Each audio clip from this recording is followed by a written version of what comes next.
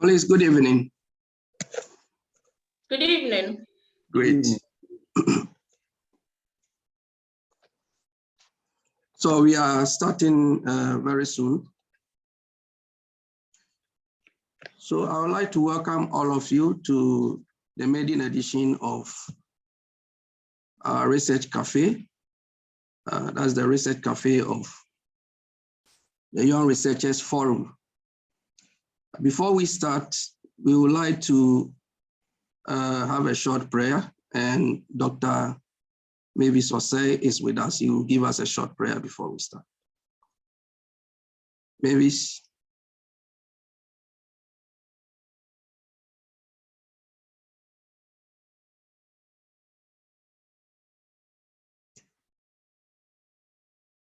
Mavis, can you hear me?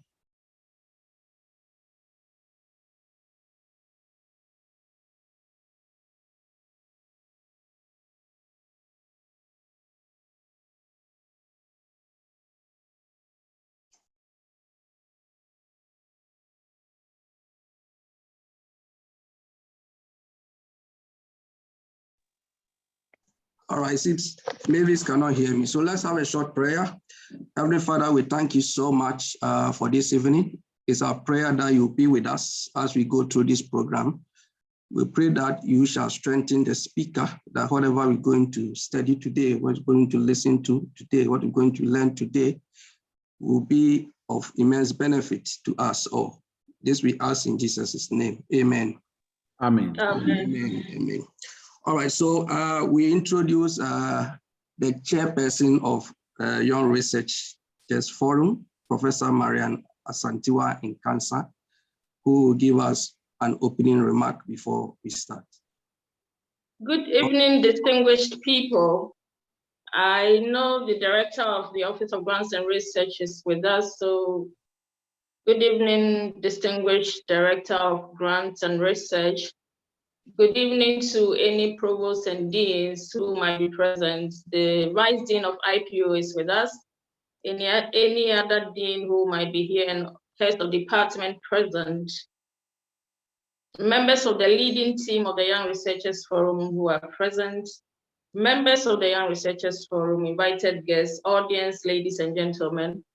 It's a delight to be with you this evening to kickstart the maiden edition of what we have dubbed the Research Café, which is one of the flagships of the Young Researchers Forum of the Office of Grants and Research of the Kwame Nkrumah University of Science and Technology. The Young Researchers Forum, if you permit me to give a bit of background to it, was established by the Vice Chancellor less than a year ago with the aim of supporting the efforts of the Office of Grants and Research to deepen the grant culture and research citizenship on our university campus, particularly among the younger faculty. And we have set out to do this to contribute to the efforts of the OGR and also to contribute to Team 2 of our university's action plan in helping with dissemination of information from the OGR and also co-organizing events. So our flagships are grouped under what we call training workshops, which will be grant writing, grant management, or research communication, or any other capacity building workshop associated with research culture and citizenship. And then we have awards and recognition, which is also an activity we plan to do twice a year. And so every half year, the colleges will look out for the most prolific. With the help of the Young Researchers Forum, the leading team will reward these distinguished scholars in our colleges with the help of OGR and the Office of the Vice Chancellor. And then we also have the Research Café, which is what we are kicking off tonight. And prior to the Research Café, we had a renowned scholars dialogue. This maiden edition was in March, and it was excellent. The essence of the Research Café is to move around the colleges and get to know each other in terms of what we do as far as research is concerned. We sit in our offices doing our own thing in our labs, and there seems to be a disconnect between what happens across the divide. So this Research Café is going to put a spotlight on an individual from college to college And they only pick one paper out of the many things they do and share insights with us. And the entire university community gets opportunity to listen, to learn and unlearn. And through this kind of environment and discuss, collaborations will be established, and then our collective growth will be ensured. So we are privileged tonight to have a person coming from the College of Humanities and Social Sciences, Dr. Prempeh, who has graciously agreed to raise the curtain on this series of events for us. And I have no doubt that at the end of the day, we are going to reshape our preconceptions, our conceptions and misconceptions about the veil, as he leads us to talk about hijab is my identity beyond the politics of the veil. I'd like to personally thank Dr. Prempeh for agreeing to do this, and I wish all of us a very wonderful deliberation. Thank you. Great. All right, so I introduce to you Dr. Charles Prempeh, who is a research fellow at the Center for Cultural and African Studies, KNUST. He holds a PhD degree in theology and religious studies from University of Cambridge, UK. Before joining Cambridge for his doctoral studies, Dr. Prempeh undertook 2 years of doctoral coursework in interdisciplinary social studies at the Makerere Institute of Social Research, Makerere University, Uganda. He also holds a master's degree in African Studies from the Institute of African Studies, University of Ghana. In 2010, after completing his coursework, he was awarded the prestigious Ajiman Award for Excellence Academic Work. Dr. Prempeh holds first-class degree in African Studies from the University of Cape Coast, which was awarded in 2008. And at Cape Coast, his undergraduate long essay was adjoined one of the best for the Department of African Studies and selected for display during the university's opening day in 2009. In 2013, he was appointed a lecturer to teach African Studies at the African University College of Communications in Accra. While in Cambridge, he taught in summer school programs, reflecting on African philosophies of beliefs, uncertainty, the future, and African Christology, among others. He has published widely and in prestigious journals, including African Studies Quarterly and Religion Compass. He is a fellow of the IFS Institute of Advanced Studies and a former fellow of the Social Science Research Council. Dr. Prempeh, the floor is yours. We'll give you about 30 minutes to give your presentation, after which we will interact with you with questions.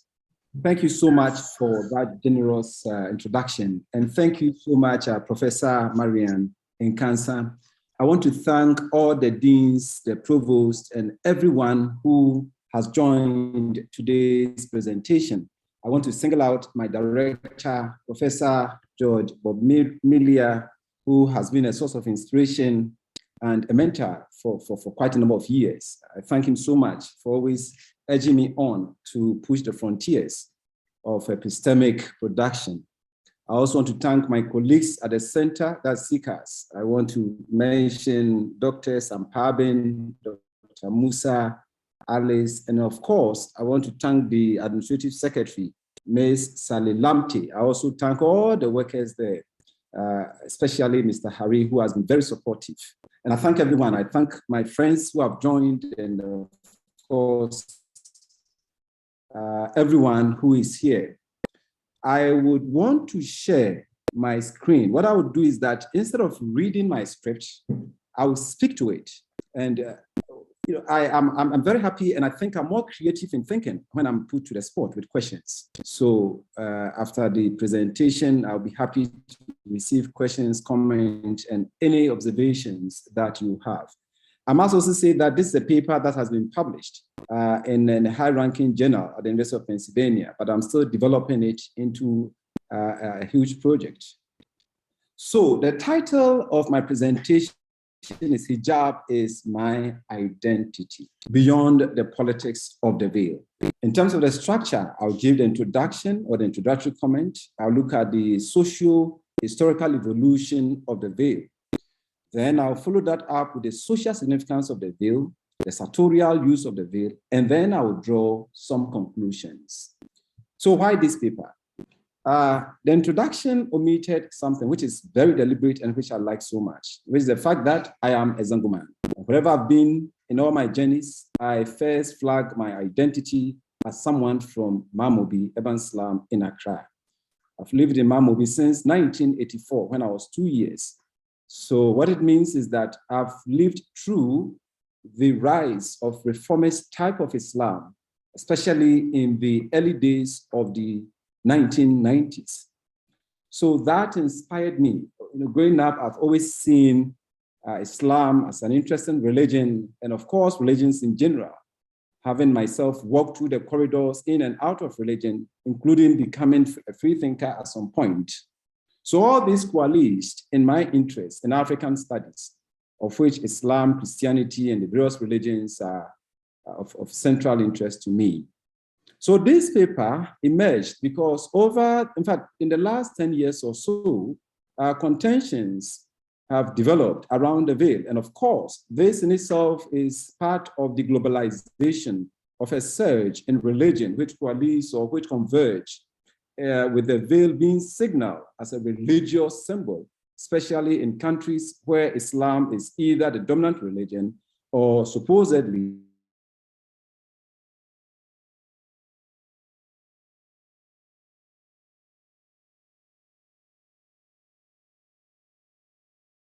my own engagement with Muslims in Mamobi and elsewhere in Ghana, and then also think through it critically and theoretically to wade into the debate as to how the nation Ghana can engage the hijab or the veil. In terms of methodology, my paper is highly ethnographic, including, as I've said already, my own autobiography, which in social science research is called autoethnography. So I look at my own experiences having lived with Muslims and how all these shape the contestations around the veil. And I have my own theory, which I'm developing. So I look at religious community as an emergent community. I borrow from the fact that nations or families or group of people beyond, let's say 125, cannot bond intimately beyond the incorporation of symbols, incorporation of virtues, language to bond people who may be unrelated in any sense. And for me, this is highly particularly important in the case of nations that are designated as secular. And I will explain what I mean by secular. So we begin by beginning with a socio-historical evolution of the veil.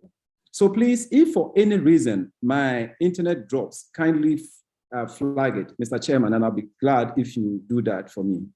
Thank you. So the veil.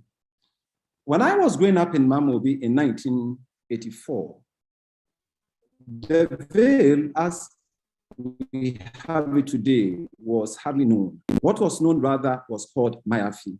And Mayafi was used to designate the status of women who had married. And in many cases, it covered the entire head, the shoulders, and of course, all the way to the waist level. And women who wore the veil did that to signify the fact that they were in a marital conjugal union. At that point, it was easy to see the veil or the Mayafi chiming or bleeding into indigenous cultural practices of some ethnic groups in Ghana, and in Ghana, especially among the Akan, the southern cultures, and then also some cultures in the northern region of the country. Among the Akan, for example, the veil is worn by older women to signify their seniority status and to separate them from the youngsters. In many cases, menopausal women were noted for using some kind of head scarf or head covering. And I use head scarf, head covering, and the Mayafi veil interchangeably.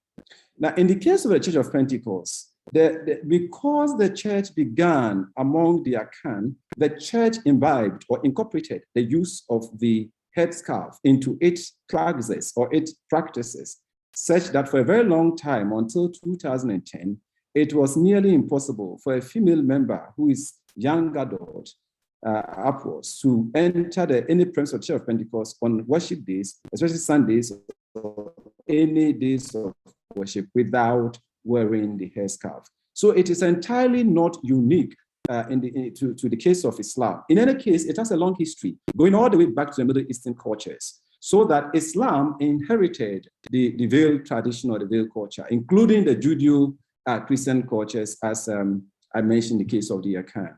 Now, this is to the extent that religions are born into an atmosphere, a cultural milieu, such that religions would have to make use of the cultural element within the space into which it is born to be able to communicate, so that whether we call it contextualization or not, religion often tries by borrowing and not equally loaning from end to the culture or society into which it is born.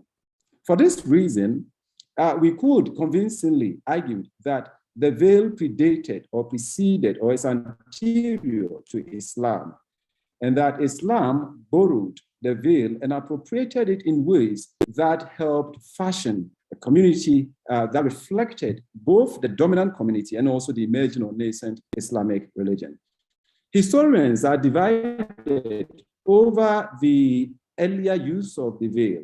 Some Muslim scholars, including our own Abdul Hamid, Mustafa Abdul Hamid, he and others argue that, including Amina Famid and all that, they argue that the veil was limited to the wives of the Prophet, such that it was to set them apart as unique and different from every other women. Now, over time, in the case of Islamic history, especially after the death of the Prophet of Islam, may peace and blessings of Allah be upon him, the religion now spread beyond the confinement of Arabia. So what it means is that Islam had progressed from the period of Jahiliyyah, which is a period of ignorance, and with the veil emerging to become part of the symbol of Islam. So when the religion moved into North Africa, the veil became an important signifier of Islamic, especially for the Muslim, their identity. But during the colonial era, for example, the colonialists, especially the Orientalists, saw the veil or the hijab as a signifier of women's subjugation in the Islamic religion. This is to the extent that in the case of Algeria, according to Frantz Fanon, when the Algerians were fighting for independence, Muslims used the veil as some form of counter-hegemonic practice, to use the expression of Antonio Gramsci, a Maze scholar. So that is how the veil or the mayafi has evolved since the time. I'm being brief here, so when questions come, I'll be happy to take them on. So that is about a bit of the historical antecedent of the veil. Now, in the case of Ghana, as I've said, the veil, as it is now used by young women, was hardly known, especially when I was growing up in Mamobi. But from the 1970s, especially 1979, something significantly happened in the history, in the religious history of the world, beginning with the Iranian Revolution. With the Iranian Revolution, when the Ayatollah overthrew the Shah regime was a liberal regime that was pro-Western, and that to some extent had suppressed the use of the veil. So when Ayatollah Khomeini overthrew the Shah regime, the Shia type of Islam started spreading across the Middle Eastern part of the world.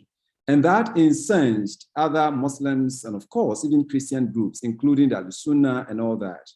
So that by the 1980s, when the economies of the world started crumbling, many countries, as well as the so-called third countries, started developing what is known as weak political development, especially with the introduction of the social adjustment programs. So at this point, many religious communities, especially those in the Western world and the oil-producing countries, particularly the Arab countries, started investing in dawah and, of course, evangelical forms of evangelism. And so the public sphere, beginning from the 1990s, became deeply enchanted in a sense that religion occupied a central position. This was a radical move away from when Rawlings in the early 1980s allowed only the Africanian Mission to take charge of the nation's broadcasting corporation. So by 1997, one of the leading Islamic scholars, Haj Umar, had returned, of course, way back in 1960s from Saudi Arabia, being the first or one of the earliest Ghanaian scholars to have studied in Saudi Arabia, to have returned to the country to embark on a form of reformist type of Islamic propagation. So that by 1996-97, when the Al-Sunnah Islam, what some people call the Wahhabi type of Islam, united under Haj Umar, the veil became very important, especially in identifying Muslim young women in the community, especially, as I've mentioned, Mamobi. Now, during this time, several of the young Muslim women who had followed their husbands to the Middle Eastern world to study became embodiment of what it meant to be a virtuous or pious Muslim woman, to the extent that these women moved from house to house, spreading the good news of Islam, including the fact that women needed to look differently in public sphere by wearing the veil. In some areas like Nima, Mamobi, and Medina, these women were referred to as Jehovah's Witnesses, because according to those who observed the way and manner with which they carried through with their evangelism, they acted in no way different from the Jehovah's Witness. So the veil since 1997 became very pronounced and very important in the case of Mamobi, and of course, other parts of the country. And of course, including other countries in West Africa and of course, Eastern Africa. In all of this, FOMWAG, which was an important Muslim women's organization, also supported or encouraged Muslim women to also use the veil. Now, the veil is very important in carving Muslim identity, and here is where I introduce my theory of religion of just community as an imagined community. For a very long time, human beings have congregated precisely because human beings are gregarious beings and also social beings who find meaning in life by belonging to a community of human beings. And when they congregate, usually because beyond, as I mentioned in my introductory remarks, beyond 125, it is almost impossible to bond intimately. For this reason, communities tend to use language, symbols, or what in sociology is referred to as interaction symbolism, to unite people. We saw that the classical case is that of the golden stool, which is believed to carry the soul of Asante, and of course, other emblems that different communities across the country and of course, across the continent use to enforce unity. In the 1980s and of course, 90s, two scholars who now theorize the idea of imagined community were Benedict Anderson, a French scholar, and of course, Ernest Jana, who was considered an English scholar. Now, these two individuals or scholars developed the idea of community as imagined.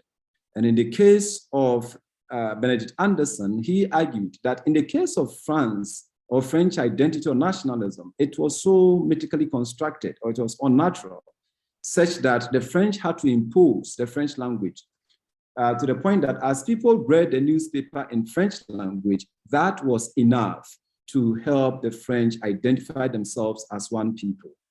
In the case of Islam, one person whose theory of imagined community has deeply influenced my own thinking is Ibn Khaldun. Ibn Khaldun was a 14th century Arab philosopher, historian, and sociologist, and of course, a critical thinker. He's even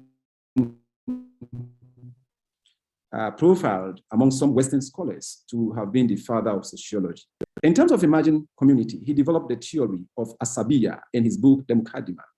Asabiya, according to Ibn Khaldun, is based on the fact that when societies are emergent, because they tend to have common challenges and difficulties, they are compelled to live together to ensure social cohesion so that they could help one another. And so in his analysis of why civilizations collapse, Ibn Khaldun talked about the collapse of Asabiya as a reason for the collapse of every human civilization. And this is similar to what Jesus said, that a kingdom divided against itself shall not stand. So when the first Islamic Ummah emerged in Medina, the idea or the centrality of Muhammad, the Prophet of Islam, and his teachings, and of course his practices, formed the foundation of Islamic imagined community. And as Islam spread after the death of the Prophet in 632 AD to other part of the world, wherever Islam went, especially first in the northern part of Africa, there was a deliberate effort on the part of the Muslims to both Arabize and Islamize, which meant that many of the Black communities that were in the northern Africa were pushed downwards. But in the case of so-called Sub-Saharan Africa, those who propagated or spread the religion were Blacks themselves, majority of whom were traders. And because their primary motivation was trade as opposed to political motivation to spread Islam, they in many ways allowed indigenous practices to pass as Islamic practices, so that it is often difficult sometimes to identify at what point Islam begins and at what point a different culture takes over. And this is not unique or peculiar to Islam, but of course, every other religion. As I mentioned, every religion interacts with the culture into which it engages. So with that, because these African traders or merchants were more interested in economic activities, what they did was that wherever they went, if they saw any practice that did not sharply contradict Islam, they allowed it to obtain or to be practiced. And over time, the Mayafi tradition, which as I've said was already known to some of the indigenous cultures, also merged with kind of Islamic history of the hijab and became canonized, used among Muslim women who were married. So with Islamic communities emerging as imagined, women who are very important in every religion, because they are not just those who give birth to the next generation of believers, but they nurture them. And so when women fit within the community of faithful, what it meant was that religious communities are sure that the traditions as they cherish would pass on sometimes seamlessly to the younger generation. And that is why in almost every religion, women's right to be free from that religion has always been very complicated.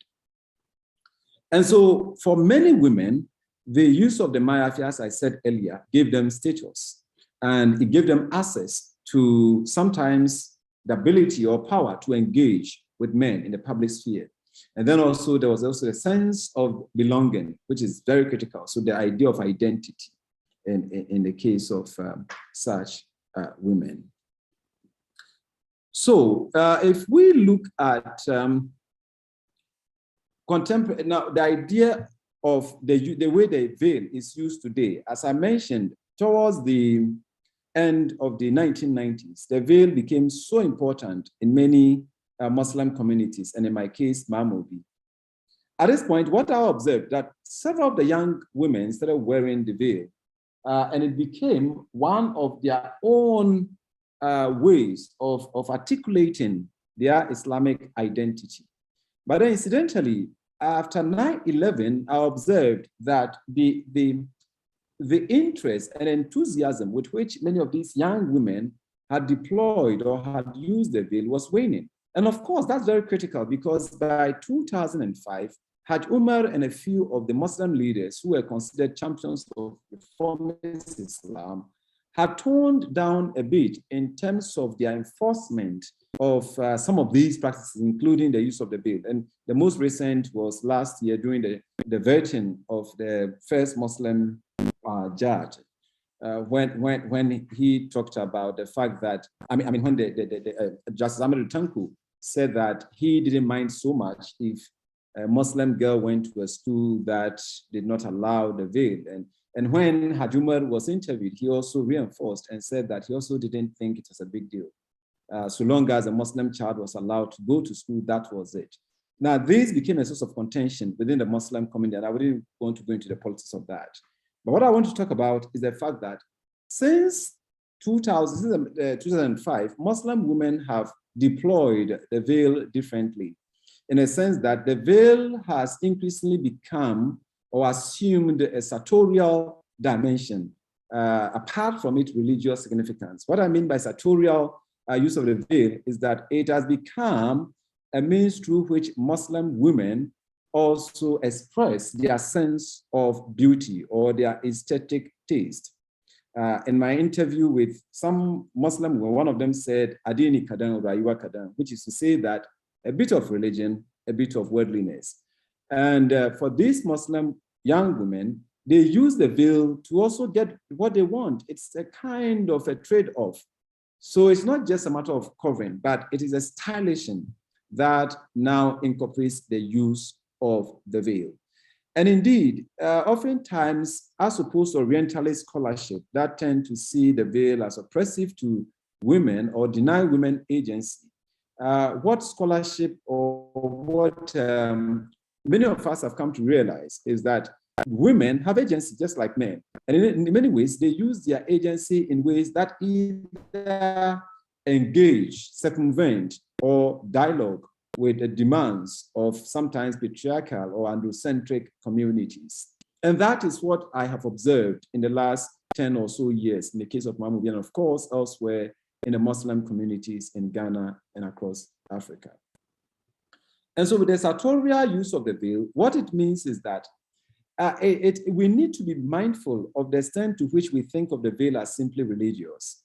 And to also flag the veil as a threat to Ghana's secular, and again, I come to the idea of the secular, in itself, it's a bit of a misunderstanding of the concept of secularization or secularism. What I mean by this is that the idea of the secular in itself does not connote the absence of religion. And in fact, in the early days of English history, especially in the 19th century, the word secular was used to denote the transfer of church property to the state. And the process of doing that was called secularization. And over time, especially in the works of Talal Asad, the word secular came to represent persons who did not identify with any religion. And if their atheistic or agnostic status was disclosed, they would be persecuted. And so they started using the word, we are secular. Otherwise, secularism or secularization in the contemporary world simply implies the extent to which the public sphere is governed. Because in a world that is deeply cosmopolitan and deeply pluralistic, religiously, culturally, and politically, the essence of Ghana's secular status is to allow for equal representation of religions in that public sphere. The logic of this is that religion is anterior to the state.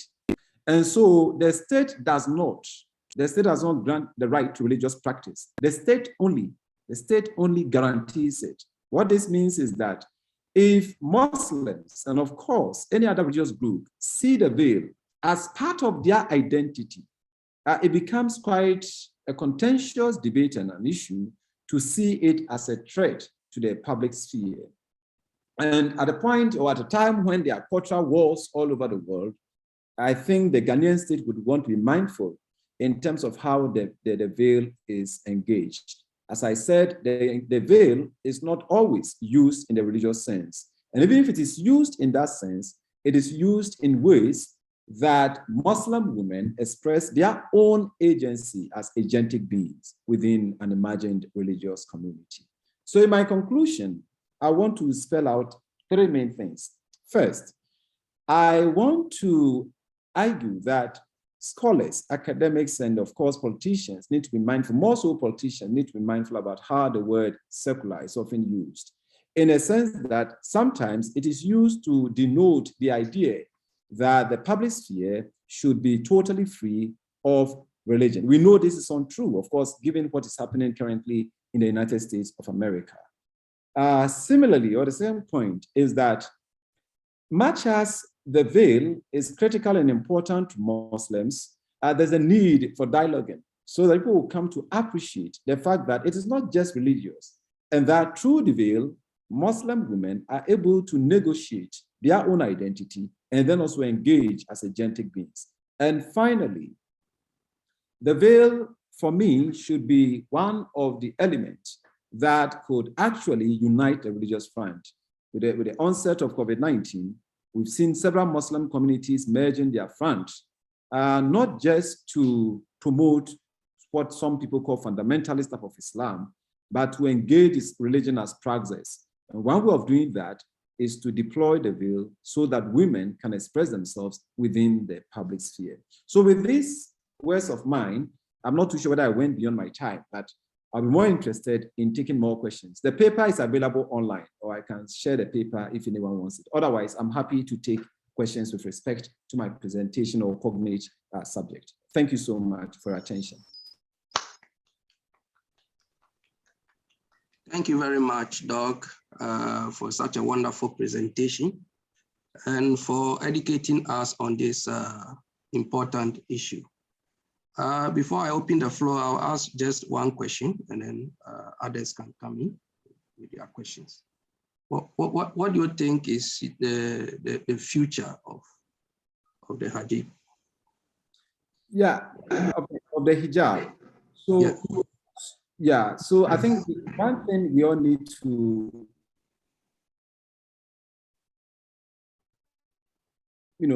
take into consideration is the fact that religion is quite dynamic, and that if we look at religion not as dogmatic practice, but as praxis, then it implies that it changes over time, so that just like Sufi Rumi said, religion becomes like a moving water. It is the color of the water, the sun or the soil that it comes into contact with.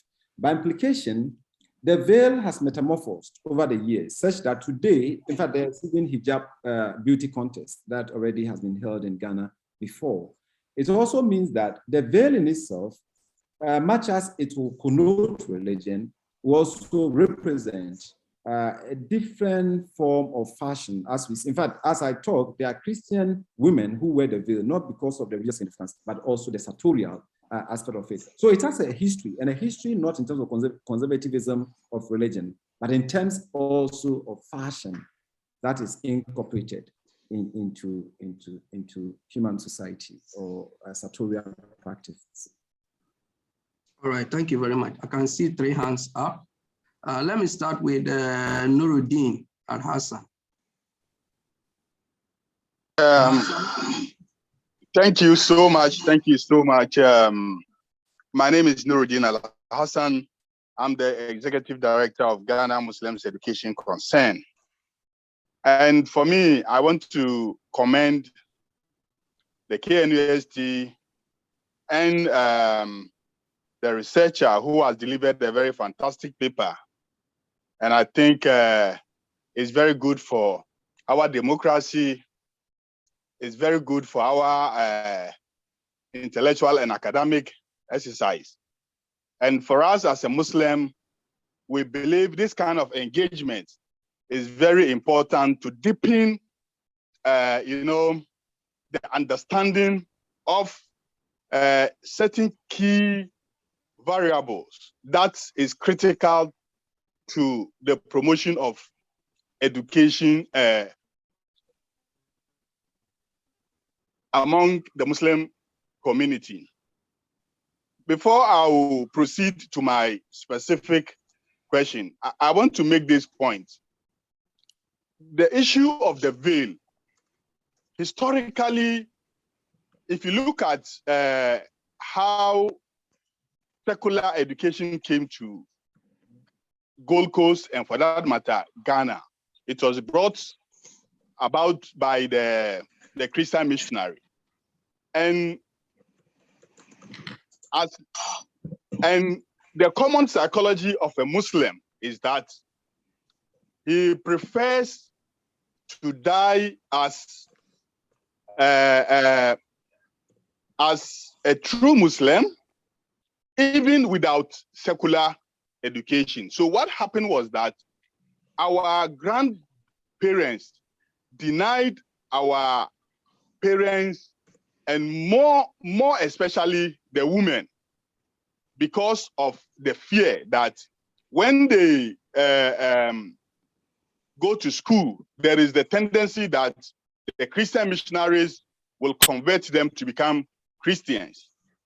So if you look at the issue of veiling, for example, when the PNDC government introduced the Islamic Education Unit in the late 80s. The introduction of Islamic Education Unit, which allow the Muslim to have secular education within the Islamic schools, and therefore veiling in school, and for that matter, in the same environment where we are having the madrasa, was a very key indicator that expanded the frontiers of education among Muslims, especially in the north. So for me, I believe we are at a stage where we believe that the veil, the Islamic veiling, is certainly part of the Muslim woman's identity, and it does not necessarily mean you have to veil only when you are married, because it is a requirement which can be was an order from Almighty Allah. So we believe that engagement of this nature promotes understanding of the Muslim, and why sometimes Muslim civil society organizations believe that if we allow veiling in our secondary schools, it will even encourage more Muslims to send their girl child to school than we currently have. That's my what do you call it? That's my contribution on the subject. But now, specifically to my question, we are currently confronted with a situation whereby Muslim candidates who are writing WAEC exams are asked not to wear their veil, even if they are able to prove beyond every reasonable doubt that they have not concealed any foreign material in the veil. Doc, please, I want your view. How do you think this thorny issue can be handled, especially as an advice to both WAEC and the Muslim community on the way forward? Thank you. Thank you. Chairman, please, do I go ahead to respond, or we take Yes, more? you can. All right, so thank you. I mean, the question of secularizing the classroom began not in the 1980s. Of course, even during the colonial era, there was an attempt to secularize our schools, precisely because by the late colonial era, which is after the Berlin Conference and all that, Britain or England had deeply become secularized to the point that the British or the English colonizers were not deeply involved or interested in aiding Christianity in any way, except in ways where their own interests, I mean, the colonizers merged with the church or the missionaries. And also it's important to mention that we need to historicize mission history in a sense that the 15th century and then the 19th century missionaries were not the same, precisely because by the 15th century, the Reformation hadn't happened. And so it was quite more or less, it was a troubling moment for mission work. And that's why Lamin Sene will call it the quarantine religion. But by the 19th century, for example, the Reformation had happened, the missionaries were more organized and more prepared than they came initially. And at that point, they were ready to engage. That is why you found them, in many cases, trying to translate the Bible into various languages, which was one of the doctrines of the Reformation, of the 19th century Reformation. So by the 19th century, of course, the missionaries were sometimes more interested in acquiescing in other religions in terms of practices that did not sharply contradict their sensitivities of what they call Christianity or their Christian faith. So the question of the veil, you notice that it becomes very difficult if you flag it as Muslim women's identity, because not every Muslim woman wears the veil in the way that one would want her to do. In fact, I've just submitted a chapter of a book which will come out very soon on a Muslim woman who doesn't wear the veil. right? And some of the troubles she's faced in life. So I think we need to be a bit careful when we signal it as a Muslim woman's identity. I understand the point from which you are coming from, but we should also understand that individuals have their agency. The way and extent to which they engage the veil is informed by their own choices, as I mentioned, the sartorial choices. And because if you look at the veil today, it's totally different from how or what we had, let's say, even 10, 15 years ago. You could see the stylish that have been introduced into it. Now, when it comes to WAEC and the Muslim community, I think, in fact, when I'm to take even passage, I'm asked to remove my lens. Possibly someday, if we have any kind of equipment that is sharper enough to take my identity in ways that I'm unhidden, even with anything material, possibly we'll cross that hurdle. But otherwise, identity is very crucial because sometimes they want to make sure your ears are appearing. And the question is, without a veil, what does it mean? And like I said, the veil has not always been an issue. It became very topical also because of the contention within the public sphere. And so at this point, I wouldn't be too quick to offer an answer that the Muslim women or girls should be allowed. But I would rather say that we need more dialogue.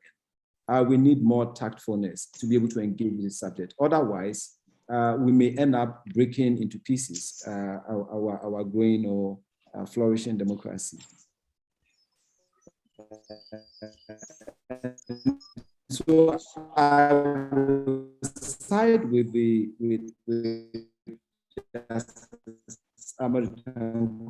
that we should go by the rules of the various schools. And like I mentioned earlier, because Muslims say that public sphere should be equally open to all. And this is my final comment. Otherwise, I wouldn't want to go into the complications of the subject. I don't know if I've been of help to you, but that is my final comment on this. Thank you. Thank you very much. Can we have Marian? All right. So thank you very much once again, Dr. Prempeh, for touching on such a sensitive topic, but presenting it in a way that sits very well with your audience. I would like to connect or tie my question to what you just attempted to answer in connection with the veil, identity, and security. You know, identity is very much linked with security, your security and the collective security of the people. So in the context of security, how do you think a veil-wearing person, whether it's for religion or not, should be handled in a context, irrespective of whether it's in the space of academia, in an exam room, at the airport, wherever, as far as the collective security of the people is concerned? Thank you. Yeah, so in fact, if you look at security today, we've moved away from the traditional forms of security where you needed to be policed. In many parts of the world today, security is also social security, which means that you are not only being policed for criminality, but you are policed for social living. So policing more or less has evolved to becoming some form of socialization. And we saw a bit of that during the COVID, where there was a soldier man who was trying to educate the public or individuals in total on how they had to comply with the safety and the COVID-19 protocols. But I would want to say that the issue perhaps is more complex because security has in itself also evolved. Now we have dictatorship, where your identity is hardly hidden. We have state surveillance. In fact, London alone, in fact, it is said that you can't hide in London anymore. No matter where you are, you'll be spotted. And sometimes you walk in public and your face is out there in someone's office. You see, so I think human beings, if I look at China, for example, they are able to even send surveillance into people's rooms. So it's just, like I said earlier, it's about technology. Once we advance beyond where we are currently, I don't think this will be a big issue anymore. And I think someone raised a question in relation to even France. France type of secularism itself is quite contradictory because the French society, if you look at the French Revolution in itself, was part of secularizing the public sphere, which was to kick against monarchy based on divine right of kingship. But if you look at France today, it is struggling with its own notion of secularism, includes that logic, to the case of Ghana. We saw in Cameroon, where at some point Paul had to ban the use of burqa. But again, we need to separate between different types of the veil. We have ones that cover the entire face, leaving only the eyes. You will hardly find that in Ghana. Of course, there are a few women who wear that. Otherwise, trust me, regardless of how one appears, it will be very difficult to hide behind the veil and do anything one wants to do. Except that we also need to be very careful not to pigeonhole or straitjacket people just because they appear in a certain way, either as dreadlock wearers or either because they wear the veil in a certain way. I think that regardless of how people appear, if they want to commit crime, they will commit it anyway. Con men, con women are not people who would have their beard in a way that you can easily identify them as persons who are ready who are duplicitous. And so for me, I think that we need to be very careful in some of these assertions and associations. But otherwise, I agree with you that security is of importance to all of us. But the fact that one appears in public in a certain way, in itself, it doesn't seamlessly imply that the person may have criminality in mind. And like I said, criminality or criminal crime is very complex. Yeah, so that is my response to that, please. Thank you. Yeah, thank you. So can we have Dr. Ahmed? Dr. Mohammed Ahmed. Hijab in Islam, like you just presented, it's total covering, even though there are some few differences, like the burqa, which is to cover the entire face, or niqab in some other parts of the world, as they call it. But the hijab entirely covers the entire face of a woman, except like it covers her ears, her hairlines, all with the exception of the face. That one is what is compulsory by the religion. But extra covering of the face is optional for who wants to do it, but that is not compulsory. That's one premise as according to the religion. In our Ghanaian setting, what I realize is the Muslims have not helped towards these debates, towards understanding this context. Because more often than not, when you talk with non-Muslim colleagues and you tell the person, okay, hijab is to cover your entire body and so on, and the person will be like, okay, stop here. I have another Muslim friend who doesn't do that. I have this who doesn't do that, or this. Yes, it's true. Like the people don't set, or the culture don't set the context of what is should be done. It is the religion that sets the context of what should be done. But we always take the people to be those who set that context. So for instance, in Ghana, we have different people and how they, when you see someone from Kumasi and how she put on her veil, is different from someone in Nima and how she put her veil. Because of the cultural setting. It's completely different. Even among the married women in Nima and Mamobi, how they put on their veil is completely different when you compare it to people from Abu Abu, Yaliwa, and so on in Kumasi. So these are some of the differences that comes to it. But in general, the bottom line is, it is the religion that sets the standard.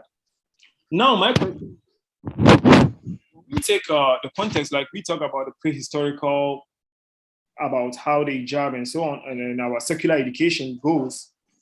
We say Ghana is now, our education is predominantly secular now, not religious, even though some schools still maintain their religious background. But we all agree it is secular. And under the Constitution, everybody is given the right to exercise their religion. So I think if everybody is given the right to exercise their religion, standardizing it according to a particular religion, wouldn't that be a problem? Because in other part of the world, where they have secular democracies, like in the United States, in the UK, kids as young as 3 years old, if it is their choice to put on veil to go to school, the schools allow it for them to do that. Except maybe when the school is like said, okay, this is a missionary school. But if it is a public school, it is allowed in all public schools. Each your identity that you choose for yourself, you can show up with the same identity in school. So isn't it that in Ghana, we are trying to marginalize some group instead of like making everybody equal under the Constitution, if really we are going by the Constitution saying everybody has freedom of religion. I understand there is a problem of you will not have uniformity because yes, some Muslims choose not to wear the veil. But for those who choose, isn't it their choice to do that? If we, according to those who say maybe it is oppressing a woman to cover herself. Yeah, so it's clearly a woman who choose to cover herself that you tell her not to cover. Is it also not an oppression? Yeah, so thank you for your question. So clearly you can see even the contradictions, okay, in your statement. So first of all, you take the idea of the secular. England has a state church, but England is not a religious state. You see, the Church of England is state religion of England, but it is not imposed on everyone. Ghana doesn't have a state church, and yet Ghana's secularism is different from that of England. Similarly, in the case of England, you notice that a young boy can wear locked hair to school. A Muslim girl can wear the hijab to school. That's a secular state, but you find the same tension emerging differently with the veil, let's say in France. So that in itself tells you the contradictory or the nebulousness of the concept or the term secular. And that's why I'm saying that we should be very careful how that term or concept is used. We shouldn't use it in a very universalistic or essentialist sense. We should use it in terms of how people understand the governance of the public sphere. And that's why I give a little background of the historical trajectories of the concept of secular. With that, I would say that, you see, again, we need to be very careful about religion, because if you take, let's say, the Shahada, I doubt whether if you pick 100 Muslims, 80 will dissent in terms of whether you need to confess the Shahada, La ilaha illallah, before you become a Muslim. I doubt whether that one will have any cultural interpretation. Of course, the extent to which the Tawheed as a dogma will be appropriated in different cultures will be different, but the extent to which it constitutes a dogmatic stance in identifying a Muslim, I think is more or less universally shared. But you cannot say the same of the hijab, precisely because the hijab is not a dogma. It's not a dogmatic practice. It's a praxis. And when it's a praxis, even the text that is used to explain or to enforce the hijab is subject to interpretation. And that's precisely what Amina Wadud does with her scholarship. The fact that the Quranic text needs to be interpreted. And similarly, that's what Ali Shariati, who was a sociologist, also said that religious language is symbolic, subject to interpretation. In the same vein, if you look at the work of Ali Mazuri, who talks about Islam and globalization, he makes similar statement that whereas the Quran is directly is inspired and is infallible, the interpreters of the Quran are fallible.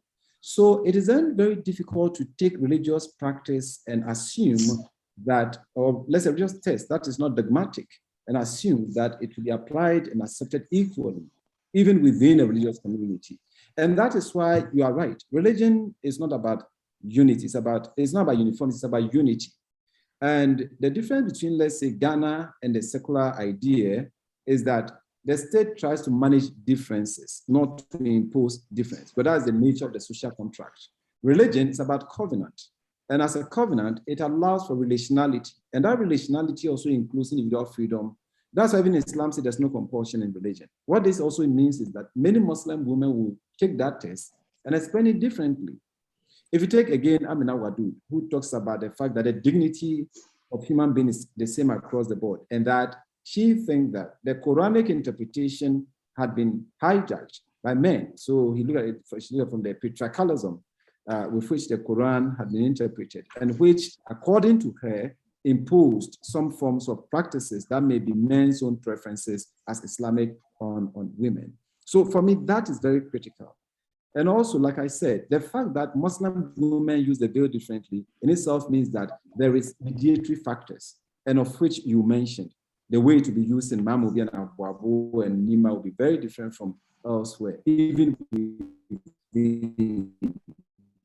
and that in itself tells you that human women, just like religious people, as in the case of Islam, people think that because it's revelational, it could be used seamlessly. But that's not true, because it is mediated by human beings who are agentic beings and who are equally pragmatic in their appropriation of religion. And so it's a complex subject, but we shouldn't assume that it's that simple, that because the Quran says this, everybody will follow it the same way. If you look at the history of the Mu'tazila, right, who right from the early days of Islam felt that some level of atheism could even be read into Islamic, in fact, they developed the idea of a rationality, so that if you look at how people now assess the Islamic civilization, the issue of consensus building, which they thought needs to be reopened, is very critical, especially in the case of the hijab, where we need that kind of discourse, we need that conversation, and not assume that some individuals have the right to define and interpret a particular text in terms of how it is used in the Quran. Well, I've seen someone saying the Quran is categorical about it, but that is not entirely true. So the text is okay, can I come in quickly? No, I wanted to explain something. You see, Okay, what you mean by categorical text? Yeah, it's not categorical to those who interpret. Remember that, like I said, the text of every religion, yes, I've seen that you've quoted it. The text and how it is used is not often the same. And that's precisely because belief and practice sometimes do not cohere. And you see, remember that these issues are social issues. They are not eternally dogmatic issues. And once they are social, the implication is that over time they do change. That is why historically the veil itself, as I've mentioned, has metamorphosed, including it being used as a tool against political oppression, a tool against political liberation, and then even a tool among women to rebel, as it were, to revolt against men who wanted to impose some practices on them. I wouldn't want to go into reformist debate on this. All that I'm doing as an academic is to argue that we should not see the Quran in a single lens, and we should not see it as coming from verticality in terms of interpretation, but we should see it as having horizontal, with Muslim women having agency in terms of how they use it. Now, I can assure you, a number of my Muslim male friends even feel better when they see the Muslim. I'm sorry for this word, but they feel better in a way that they feel like marrying them immediately they see them in the hijab, because it is not like those days when they used to wear the maafi in ways that came differently. And like I didn't say it, but those days in my movie, especially in the late 80s, if a Muslim young woman wore the veil, so I could quote and gash in which is there are lies in her head. That's why she's wearing the maafi. But today it has changed. I would want to see a woman in that kind of veil. Of course, now I'm married, so I'm careful about my optical nutrition level. But otherwise, most men, unfortunately, when they see the veil, they see something that's not really, I can assure you. All right. Just quickly. I think Dr. Dumbe's hand has been up for a very long time.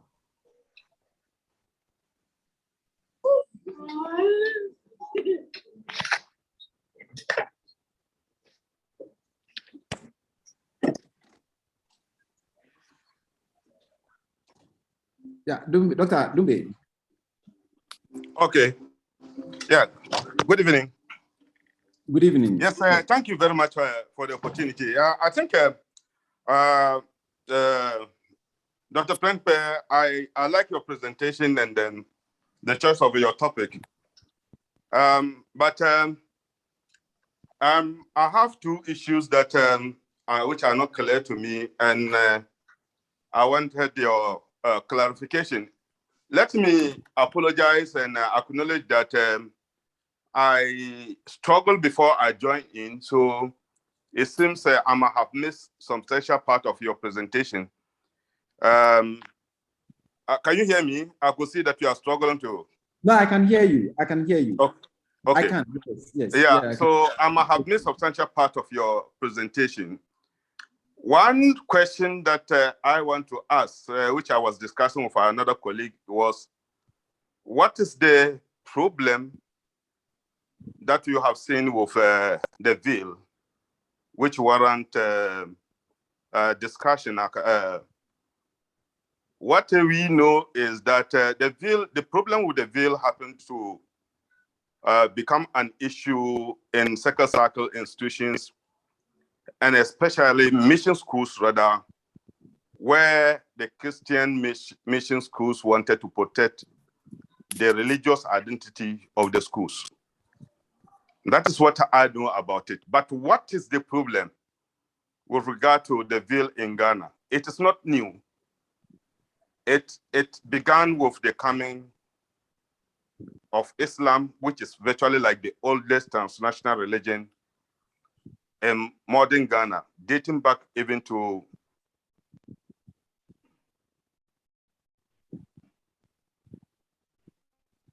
Yeah, Doc, you are dropping.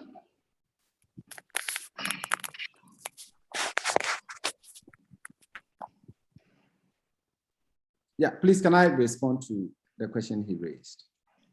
Yes, you can. Okay, so I think he was answering himself, except that he still wants to question me on it. But that's good. So it's a politicization, and that politicization, as I mentioned, sorry, size. So for me, and lived social reality, in a sense that the period we live in is quite contentious, and it's not just the case with Ghana. Can I continue? Okay, yes, please. Yeah. Yeah, my second question is the choice of Nima Mamobi is, sorry, Mamobi in particular, is not so clear to me. Are you suggesting that it's more of a predominantly a Muslim community, or what was the major consideration in the choice of Mamobi? I grew up in that neighborhood. I was virtually born and bred there. I attended my madrasa or Islamic seminary. And through that, I even studied in the university and then stayed in the community over decades before I relocated to Kumasi here because of my employment. The concern is that Mamobi as a whole, if you want to talk about, even in terms of religious demography, doesn't in any way represent a Muslim community. Unless otherwise, there may be a different reason why you choose that particular area for your research. Muslim may rather constitute a minority group. The point is that in 2000, I used to have similar perception as if Nima and Mamobi are predominantly Muslims. But when I sought for data from population and housing census, I think in 2000, in the year 2000, it became clear that even Muslims in Mamobi area constitute just about even 45 or more %. So I don't know your choice for Mamobi for this particular discussion. If it doesn't constitute an overwhelming Muslim community where the religious authority define the nature of religion there, how can you now more of like problematize the issue of hijab in that area? So these are the two questions that I was thinking along. But congratulations and kudos. Thank you, Doc. Of course, I've known you for many years, and thanks for the question. I think the question itself brings problems. One, so the idea of religious community is highly problematic. Because if you say Muslim community, what does that mean? That is why, of course, you admitted that you missed much of my presentation. So I talked about the Muslim community as an imagined community, precisely because there's Islamic community and there's Muslim community. There is Muslim country, there's Islamic country. The two are never the same. So for example, if you go to Egypt and all those countries in North Africa, whereas they have Muslim majority, they are not Islamic countries. What it means is that they are not ruled through the mediation of the Quran or the so-called Sharia. Now, if you go to countries like Saudi Arabia, you have the Sharia in full force. And even there, you find out that there are mediations, right? There are ways people are trying to negotiate. And even the Sudanese areas, there are ways that individuals are trying to challenge the constitutionality of the Quranic or the Sharia as a means of governance. So I'm not looking, and then the question about majority and minority, I think my interest is not quantitative analysis, or I'm not doing quantitative discussion. I'm looking at this is a social phenomenon. So I'm looking at qualitative as opposed to quantitative kind of conversation. I'm a social scientist or I'm in the humanities. And so what for me it means is that it doesn't matter so much to me the numbers or the demographic strength or otherwise of the Muslim community. I mean, it's just like South Africa during the apartheid. So you have a tiny white minority, but it was of a quality minority that ruled over a quantity Black population. I'm looking at Mamobi as a historical Muslim community in terms of the fact that it emerged, as a Muslim community. And I would say that Mamobi, Alhamdulillah, later when it was renamed is Mamomo Mlibi, which is town of old people. And of course, until independence, the Mamobi was more or less secluded or sequestered from the Accra, the governance of the city of Accra. And what that meant was that the early settlers of the community who moved out from Ruga, and Ruga used to be the place where they kept their cattle to settle in Mamobi. And of course, when they were there, because they were not directly under the governance or surveillance of the colonial state, Islam became important in using to merge a heterogeneous group of people. And that's why I mentioned the fact that it's an emergent community, which we call Muslim. And you are right in terms of the demography, because way back, I think 2005, Professor Samuel J. Mensah and others at the University of Ghana had indicated that there are more Christians than Muslims in Mamobi. But again, we need to be very careful with that kind of quantitative analysis, precisely because Mamobi West and Mamobi East have different demographics in terms of the people who live there. Now, we should bear in mind that for us, if you go to Mamobi West, there are more Christians than Muslims. If you come to Mamobi East, there are more Muslims than there are Christians. But Mamobi did not start from, let's say, Mamobi West. And where the community began, that culture eventually saturated the culture of almost everybody within that enclave. And I did mention that if you look at Mamobi currently, there are interactions going on. So you have women who wear the veil and they are not Muslims, precisely because the veil, as I keep saying, is not necessarily a religious object to even Muslim women who use it. For many of them, it is their own way of engaging and negotiating their own interests. In my paper, I mentioned those who, when they want to get the type of men they want, they use the veil. The way they wear it in itself is appealing to a particular kind of man. And I can show you that different denominations within the Muslim faith appropriate, as well, there are women appropriate the veil differently to achieve different ends.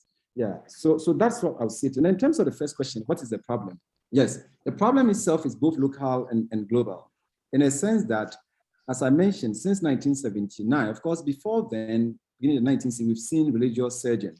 But then 1979 for me was very critical in a sense that it more or less pushed back the secularization or modernization theory, which scholars like Harvey Coles and Peter Berger had introduced, that religion will be forced to push or to go to the fringes because of modernization and, of course, improvement in science and technology.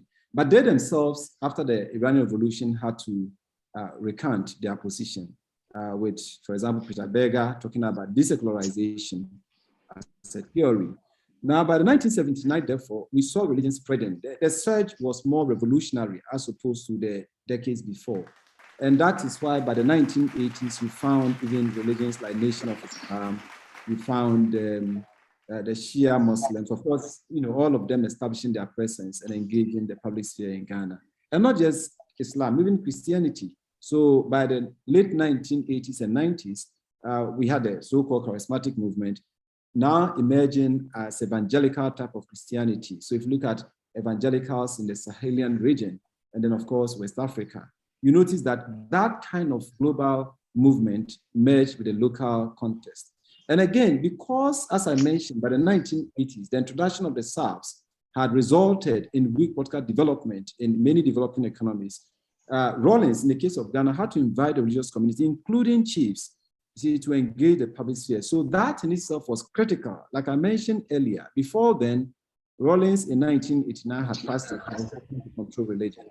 But by the time the economy was collapsing further, chiefs were involved. My own director did his own work on Nkosua-Hene, which the second introduced in 1985. So in the same way, religious communities were brought in. And because they were brought in, you had NGOs, religious NGOs emerging also around that time. So that whereas the Western world was also fueling or channeling resources through NGOs, religious communities, both within and without, were also doing the same with religious communities. So for me, that is where the tension lies. And the question about the second cycle, yes, precisely because that's the transition point for a child, because from senior high school, you stop being a pupil to a student. And it is not just in Ghana. In fact, currently, as I mentioned in the case of the US, the issue of the critical theory is becoming a big deal, such that as part of the reasons the Democrats lost their elections in Virginia was also because the governor then had refused to listen to parents, majority of whom said they disagreed with the critical theory. So my point is that, you see, the second cycle is, for me, the transitional point for every child, because from then on, the child becomes more independent. So at the basic level, the child is still forming. Senior high, the child is in the middle. And we should bear in mind that between and betwist is always critical in the life of every person. And that state of between and betwist is where religion plays an important role. So if we try to make sense of Ghana's plurality, and we understand the veil not as an imposition, either from within or without, and not as essentialist Islamic identity, I think this issue will be solved. That is why I keep saying that I agree with Haj Umar, I agree with Jasama in terms of their response to the hijab question. Thank you. Can I come in, please? Thank you very much. Before I come to you, Amidou, I would like Dr. Prempeh to respond to one question in the chat. How do we reconcile the fact that Catholic nuns are allowed to wear their dress to write wasi or WAEC exams, and the Muslim woman cannot wear the veil? Yeah, I think this is very complex and difficult, precisely because in the case of the Catholic nuns, it is an essentialist religious identity. You see, so in a sense that your entry into the convent is also signaled by the head covering. Now, the same cannot be said of the veil in the case of Islam. So you recall that even Dr. Mohammed Ahmed was talking about the fact that it is used differently. You know, so for us, in the case of, so you see, I will use the word belonging in the case of Muslim and the use of the veil, and then identity in the case of the Catholic nun. And what do I mean by that? In the case of the Catholic nun, it is an ascribed identity. You see, it's in a sense that you can't be a nun without, more or less without the veil. You see, that would be a contradiction, but that is their identity. In the case of the veil, I would say that it is also an achieved identity, because one can be a Muslim woman without wearing the veil. And like, that's why I give the history, the social history of the veil, that it has not always been used the way we use it today. And the fact that if Muslim women, like I mentioned, the woman who said, Adini Kadam Rayuwa Kadam, the way the veil itself is used today is entirely different from how, let's say, in other communities it will be used. These days, like I keep saying, Muslim women use it to negotiate, just as women historically and traditionally have used it to negotiate for what they want. So do some Muslim women equally use the veil to get what they want. And like I keep saying, if you go to many Muslim communities, Muslim men appreciate the veil differently. To the point that we have hijab contest, itself tells you that it has evolved, you see, and it has come to where it is today. Thank you. Can I come in now? I think you're done, right? Yeah, Prof Sachi, he's asking whether he can come in. I think Prof Sachi is having some connection issues. Yes, Dr. Abino, you can come in. Thank you very much for the opportunity. Actually, I came in late, but I've listened a little about what Mr. Dr. Charles has spoken about. But for me, from my aspect, from my understanding, I'm a Muslim. That is it. And then at least I have some basic knowledge in the religion as well. And I can tell you I was a past imam of KNUST, at least just to let you know at least where I'm coming from as well. Now, with regards to the veil that you are mentioning about, yeah, you are bringing it based on the way you understand it. But we have to understand it from the principles of the religion itself. How did Islam present the veil? That's the key thing we have to understand. We don't look at what the people are doing around us. As to the Muslim money or they use it for negotiation of war. No, that's something that they are doing. But the fundamental rules pertaining to the veil is very clear in the Quran and in the Hadith as well, which we can't dispute about that. I don't know if you've done the research on that. The Quran made it clear that what they should cover themselves, the women should cover themselves completely. And Allah told us to say what? Kulli azwaj wa banatik. He said, tell the believing women and your wives and your children, that's the females, that they should cover themselves completely. You understand? This covering. Okay. So, Dr. Aminu, could you tell me why that injunction? Why completely? Why should they cover completely? Actually, if you look at this in the ruling on Islam, a woman's, all the part of a woman is what is aura. It's part of a nakedness, according to some scholars.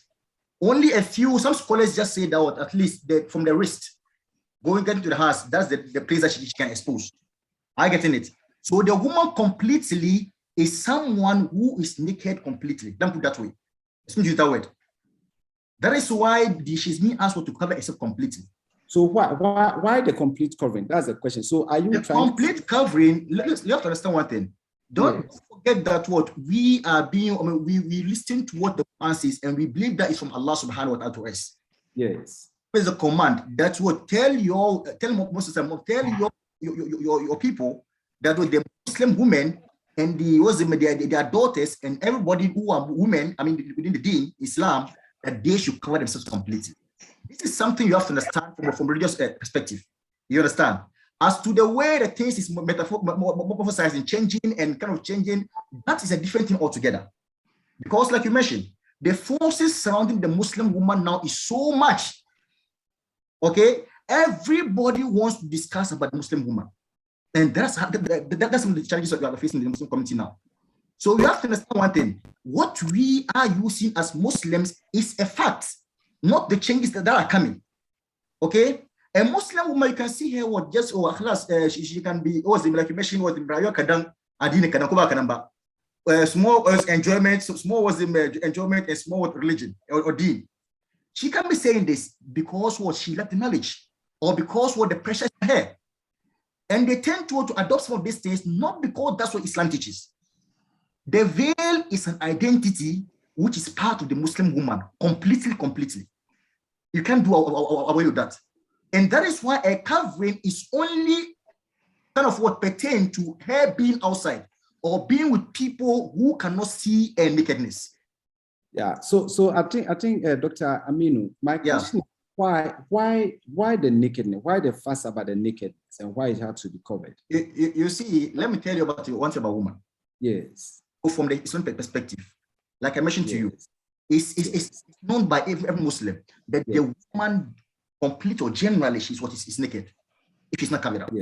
Yeah. In a nakedness is what some people are not supposed to see her. For example, if the husband can see a woman completely, no problem with that. They can see, no problem with that. A husband's father can see her, no problem with that. Apart from all this, who cannot marry her, anyone who has the chance to be able to marry her is to see outside. Yeah, but Dr. Aminu, are you aware incest is on the increase these days? Incest, incest. We have had recorded cases of fathers sleeping with their. Yes. I'm aware about that. I'm aware about that. But okay, you know what? I think your question is, can I respond to you, please? Respond. No problem. Respond if you want to. Yes. Okay. So I think for me, you see, you began well by saying that your perspective, and it is good you began that way. But you see, the tension is that when you begin with your perspective, because you want your perspective to be centered, then you generalize as Muslims. Because no, not that. Let me. Yeah, but you finish. I'll come in. Yeah. Okay. So I think one thing that is very clear about religion is that, and as I quoted, even some of these leading scholars who write on Islam. I mentioned Ali Shariati. I mentioned Ali Mazuri. I mentioned Amina Wadud, and of course several others. When we try to homogenize religious community, then we'll be mistaken. Because what you've just said, for other Muslims, they also interpret the Quran, the veil differently from you. You see, that is why it is not uniform, even within Ghana here, not talk about outside of Ghana.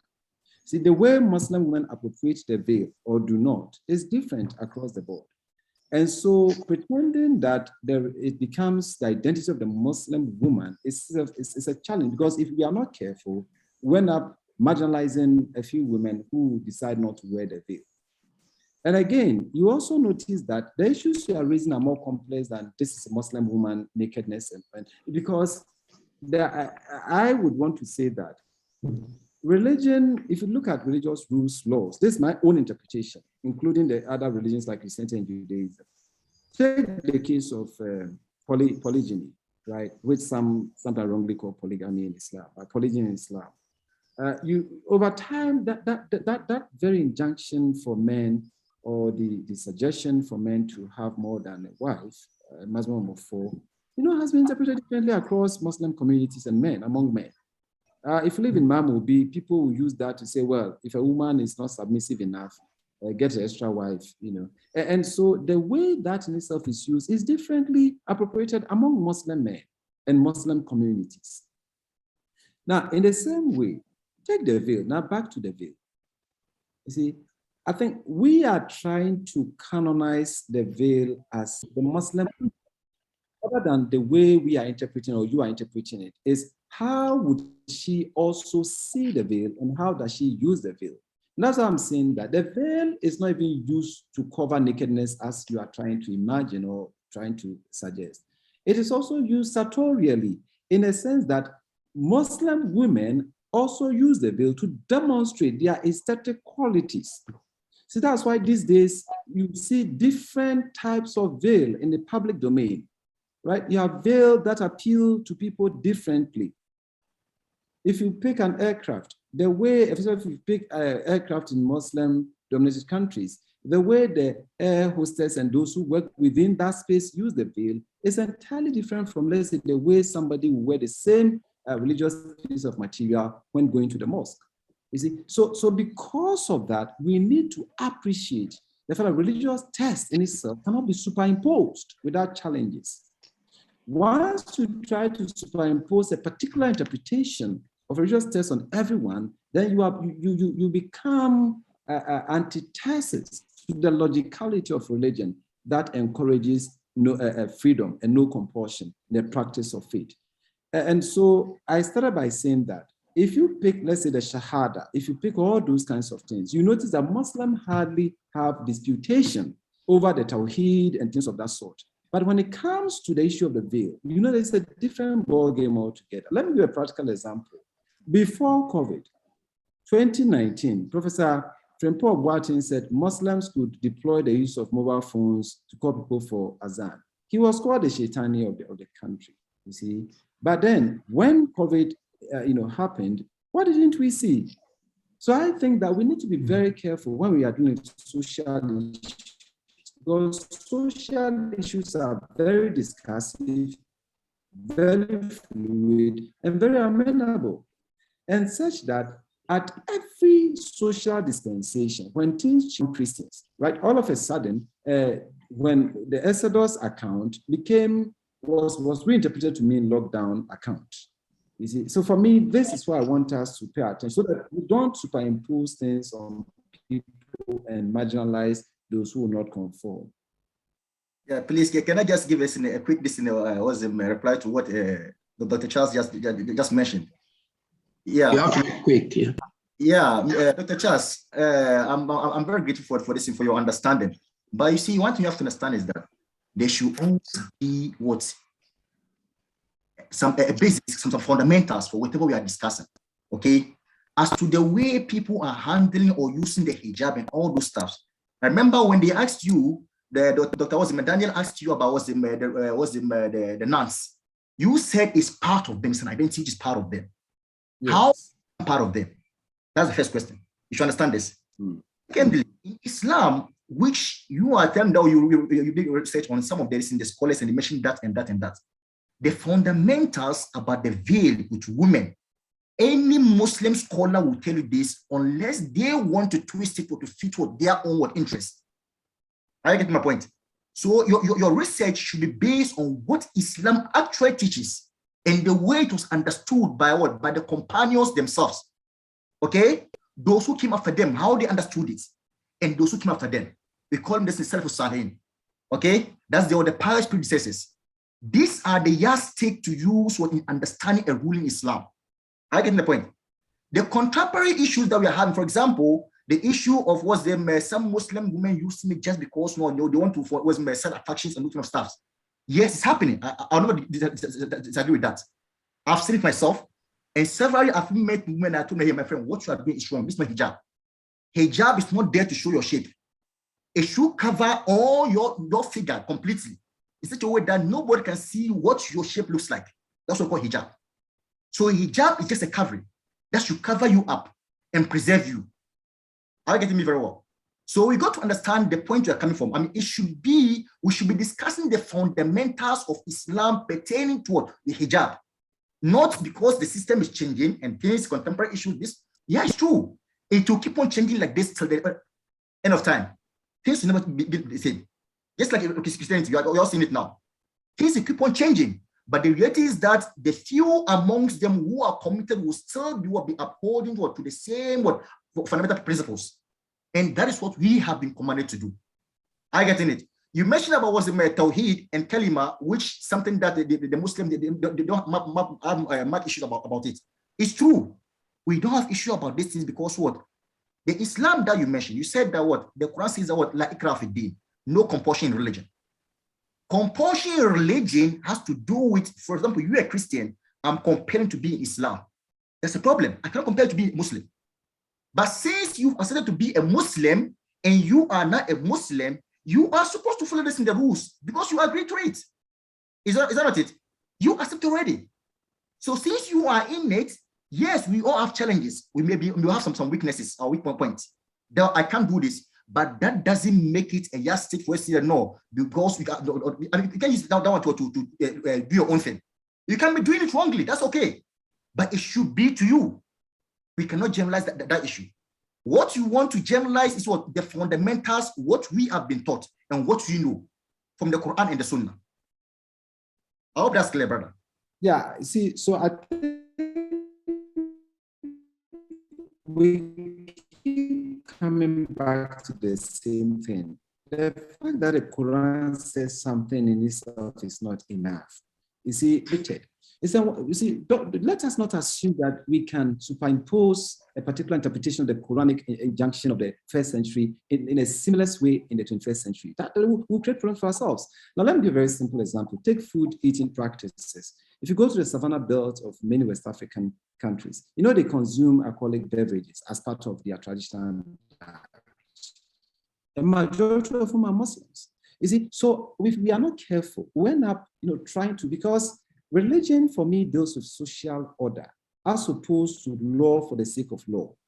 You see, so if we try to say beliefs, because beliefs must be mediated, it's mediated by several factors, including individual idiosyncrasies, including cultural practices and such things. So if you want to enforce, a particular or an injunction of a revelation on everyone, you break everyone as well. And that is why context is very important, hermeneutics. You see, for a very long time, many people thought Muslims can never unite.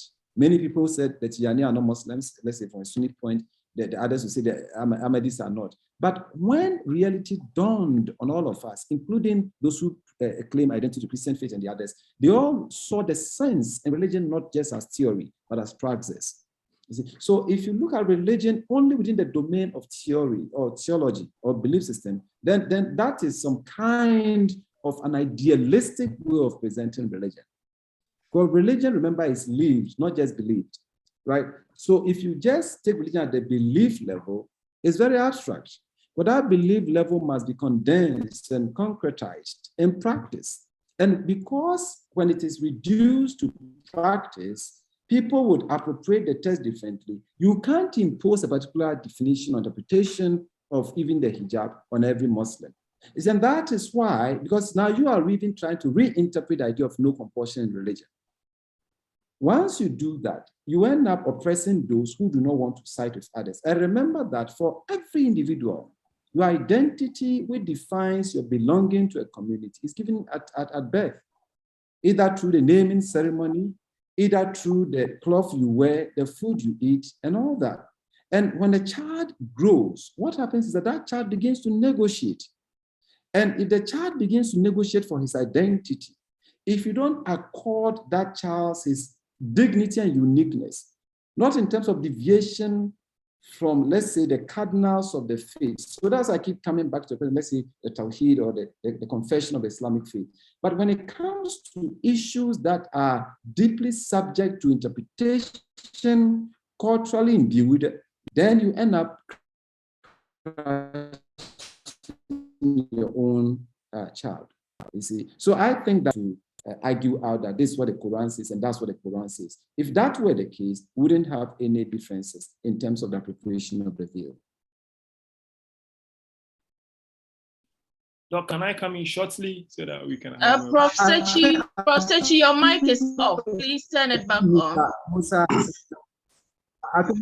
Ibrahim up hand has been. Can we have Nora? Can we have Nora?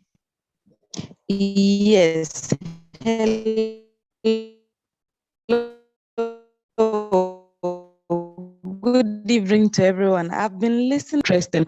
So thank you very much. I have two issues. First of all, to agree with Dr. Prempe on one thing, but secondly, to also draw our attention on another. So to start with, I know I'm a religious studies scholar, precisely theological comparative ethicist from the Christian perspective.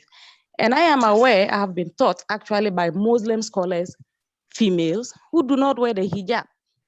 So I agree that we cannot have one interpretation of what the Quran says about the hijab and how Muslim women should respond to it. That I agree with you. But that granted, looking at this issue from human rights perspective, even though a Christian, I have always wondered why do we want Muslim women to remove the hijab? For example, because they have to write an exam. Is it security issue? Does it cause any form of distraction to their colleagues whilst writing the examination? And if that is our reason for which we demand of them to remove the veils in such social instances, how different then is it for the Catholic nun? Following the response you just gave about the Catholic nuns wearing and not wearing, if it is issues of security, will they then be eliminated just because it is fundamentally required of her to be a nun? Won't that issue of security still exist? So I think that our problem in Ghana, when it comes to the wearing of hijab, allowing young men and women who wish to wear, for example, dreadlocks to schools and all that, is in my opinion, about the fact that we have not been so open to religious diversity as a people in this country to an extent that we want to critically engage the issues that are involved. Because as I just gave the example, following your own explanation about a Roman nun allowed to wear the veil vis-a-vis a Muslim lady not allowed to wear the veil. Okay, Prof, can I respond? Is the reason. We need to always go back to the why. And if we have the why, then how come one can be accepted and the other not accepted? In my opinion, so far as the wearing of the veil does not pose a security threat, or the wearing of the veil by the Roman nun does not pose security threat, then we shouldn't actually have an issue. So we need to make a journey as a people to a point where we can begin to say that religious tolerance should exist, but it has a limit. And that limit should not only be towards one religion, but all religions, so far as it concerns the common good and the security.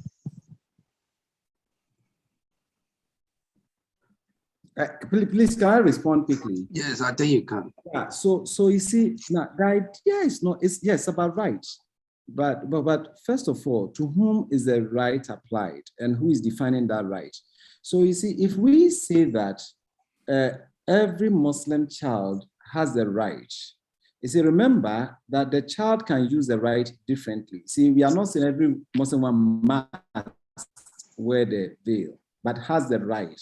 Which, if we understand it from that perspective, it means that there must be internal differentiation where a Muslim woman can descend, like Prof rightly said, that female Muslim scholars who do not wear the veil. So that for me is what I'm talking about. Now, immediately you begin to say that it is an Islamic identity. Now, when you do that, and it must be guaranteed by right, it becomes problematic from those within the religion who descend on the use of the veil. So if you use the word right, the right to wear means the right not to wear. That's what it means. But if the right to wear means the right of the Muslim community to determine how a Muslim woman appears, then what about the individual rights of that individual in that religious community? So that's where the critical issue lies. And that's why I said that if we were to go by the response of Justice Amari Tanko and then the chief imam, possibly wouldn't be struggling with this question. Now, the issue about the Catholic man, you notice that it is a primary condition, entry condition, such that it's just like becoming a father, right? I'm not here to speak for, I'm only trying to think alongside with you. So becoming a father, you are not forced into it. You choose, you see, you choose to become a father. And choosing to become means that there are some rules, entry requirements, one of which is the imposition of celibacy. So assuming you don't want to live by the celibate rule, or you want to enjoy the other side of life, which is the sex for recreation and procreation, you wouldn't even want to venture. So the rules are very clear. Now, the same cannot be said of the veil and the hijab, because it is not an entry requirement for a Muslim woman to be a Muslim. Okay, otherwise, it's going to be very difficult, or some people will be cut off as non-Muslims, even though they hold themselves up as Muslims just because they don't wear the veil. So I think that comparing the two is a bit complex and a bit simple for me. That's my perspective anyway. So my point, to summarize my point, if it is a right, what it means is that we should allow individuals to, within that community of that religious community, to choose, so that it shouldn't be a right in a singular narrative or in a singular direction, such that it is now imposed on everyone. So imagine your professor who is a Muslim, a female Muslim, is told she's not a Muslim because she doesn't wear the veil, and she's marginalized because of that. You can imagine the implication that will emerge from it. And that's why I keep saying that even the way the veil is used among Muslim women is different, and the purpose for which they use it, highly different. In fact, if you look at the work of Professor Francis Nyamjo, there's a veil among Muslims in Cameroon and other areas. It is different from other areas. In the same Mamobi, Nima, and the Muslim women use the veil differently. So if we don't allow that differentiation, diversity, even within the community, then that's where the tension and the problem is. Now, the last one I will say is that there are boundaries within religious communities, right? So we have boundaries that somebody would consider ontological boundary. We have physical boundaries, and we have social boundaries. Now, usually, social boundaries are negotiated spaces, precisely because, whereas the Quran may be revelational, it's also contextual. And I mentioned the case of even the use of alcohol. Okay, so if you don't interpret the text, then you'll be forced to live in a first century world that may not resonate in the 21st century world. That is what I'm trying to communicate. Thank you. Doc, can I come in please quickly so that we will not be, I can see we are repeating the same thing over and over. Can I come in quickly? I think there are others who are here waiting anxiously to come in, please.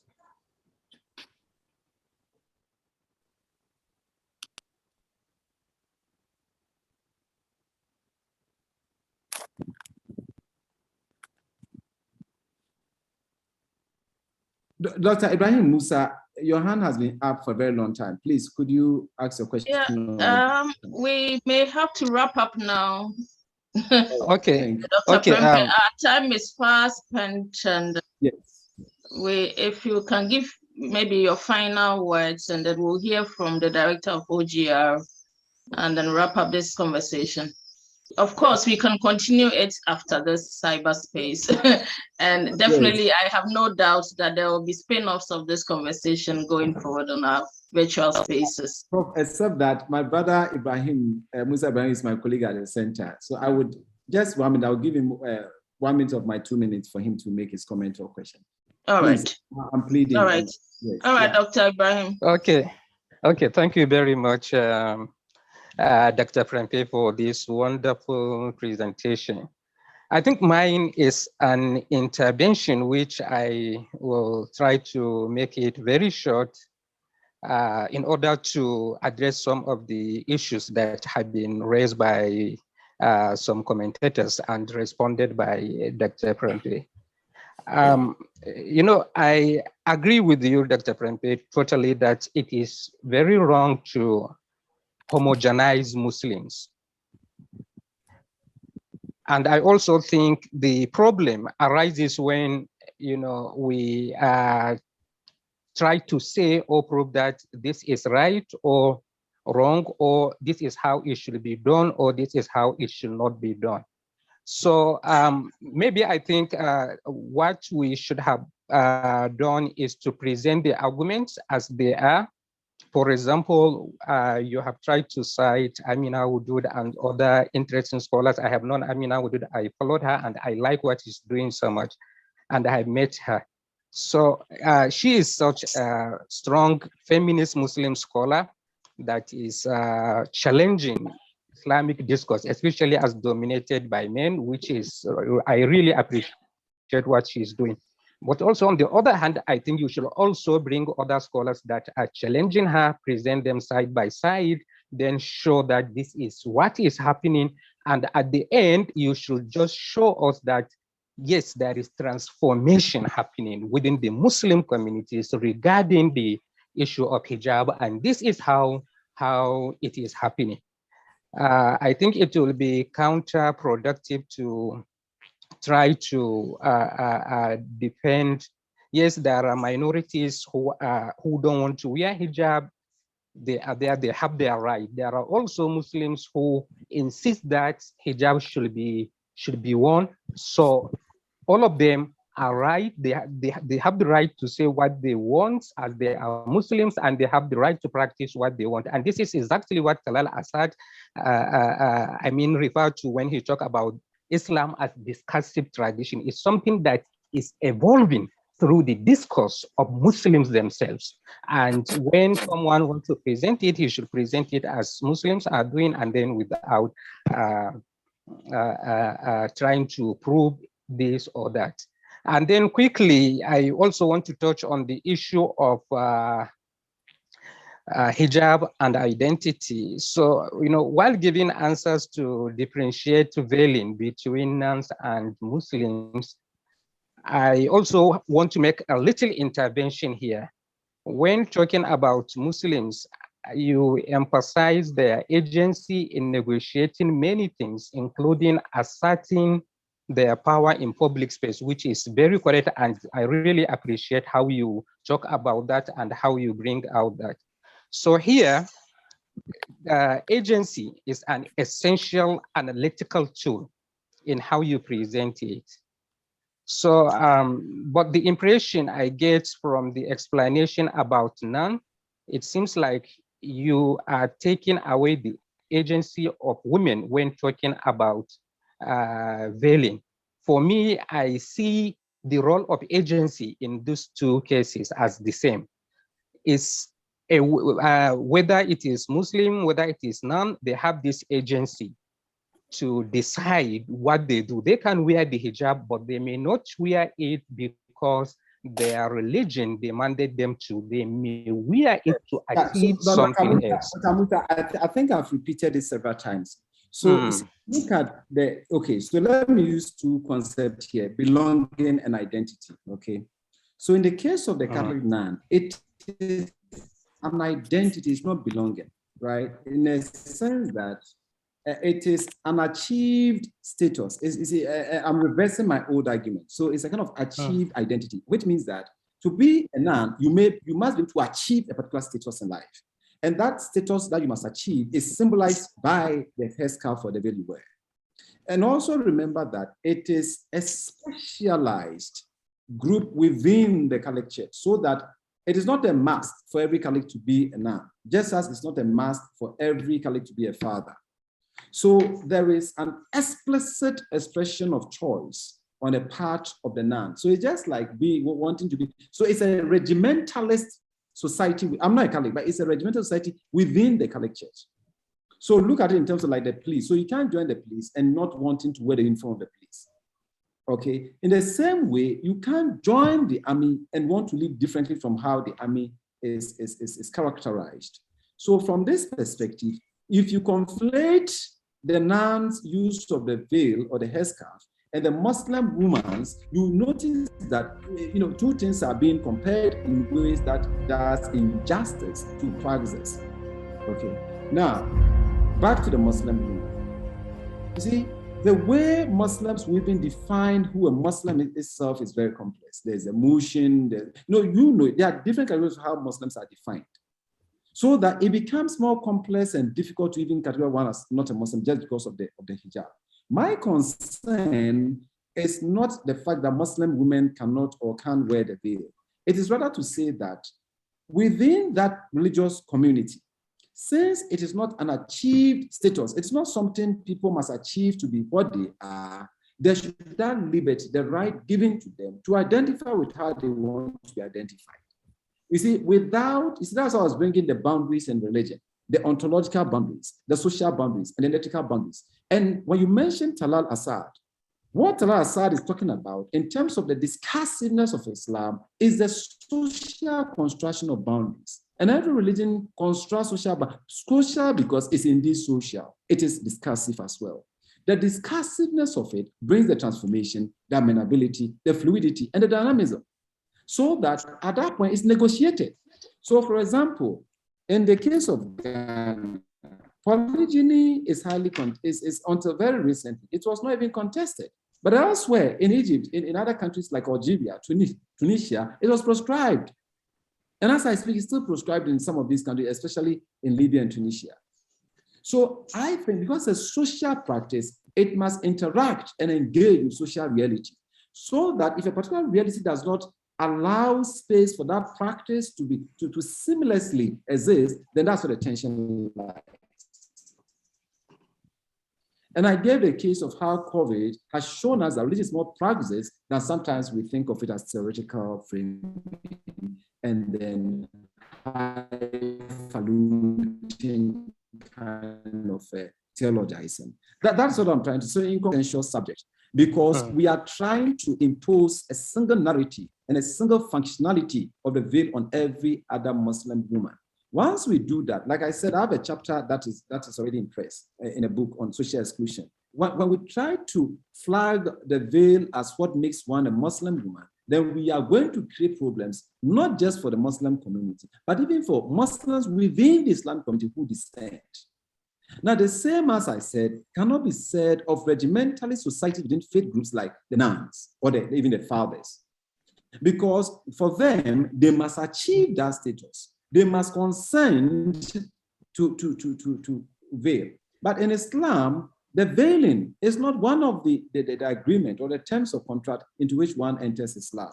So that it becomes a matter of interpretation. That's why when you were asking the question about nakedness, I asked the question, why did the Quran break that injunction?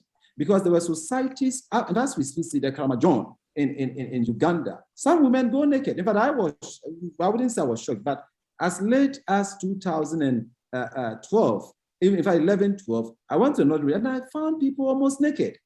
And this, I don't want to go into the details of that. So we should be very careful how we understand religion, because religion is not just about beliefs, it's about social order. And that social order may come with rules and laws, but it doesn't necessarily mean that every single rule of the social order is applied. That's why Muslims are divided over capital punishment, like chopping off people's hands and all that. Just as Christians are also divided over capital punishment, whether when somebody is a witch, the person should be stoned to death and all that, because it is a social order that religion is seeking to establish, as opposed to just the law by the law or for the sake of the law. And that's why even in jurisprudence, judges have judicial philosophy. So that's talking now, so keep quiet for me here. Yeah, so thank you. I want to end. I think I'm over speaking. So even in law, right? Judges must have judicial philosophy. Why is it so? Because whereas the law has been canonized and then accepted by everyone, the interpretation and implementation of the law is informed by uniqueness of the the judicial philosophy of a particular judge. How much more that of even religion? So that's what, in fact, for example, Adventists, almost every now and then, they dissent over how the Sabbath should be kept. Because beyond the social order, the laws around that social order is now fetishized and ritualized. Sometimes it breaks the individual into pieces. So please, I know we'll take the conversation further, but when you read my paper, it's deeper or it goes into further detail than what I've said here. Otherwise, thank you so much. I want to thank all my friends, my family, and all those who were able to join. I'm very grateful. I've seen some of my friends, I've seen my professors, and I'm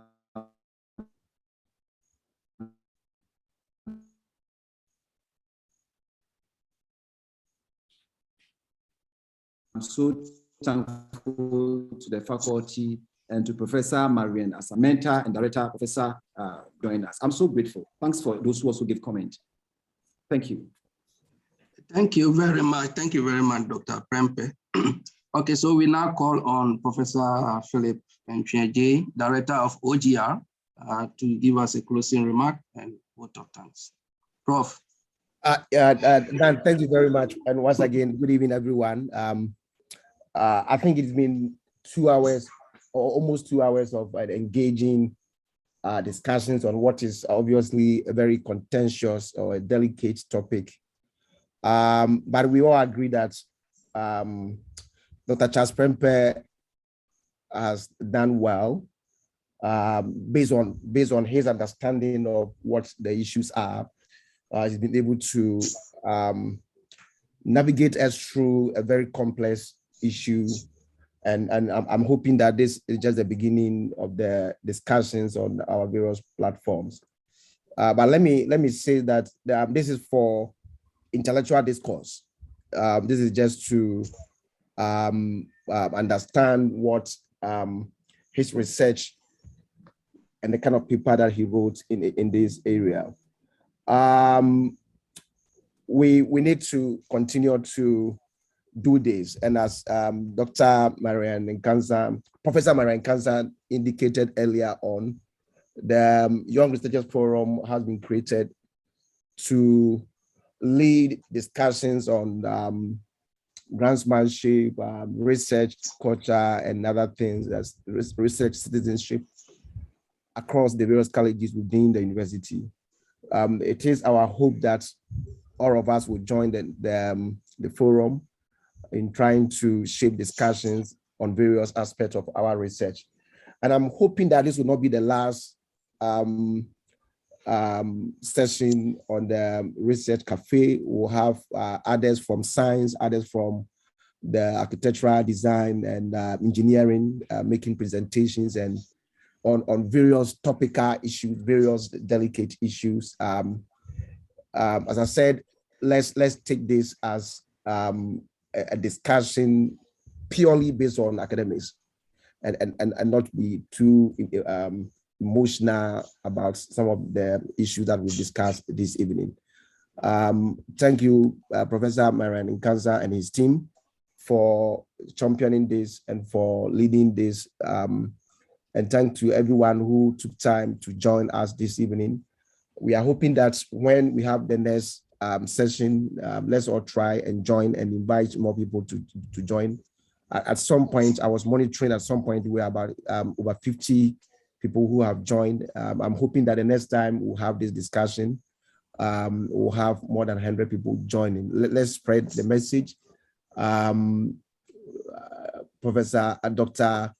Charles Prempeh, again, I say God richly bless you for taking time to take us through what is obviously a very delicate issue.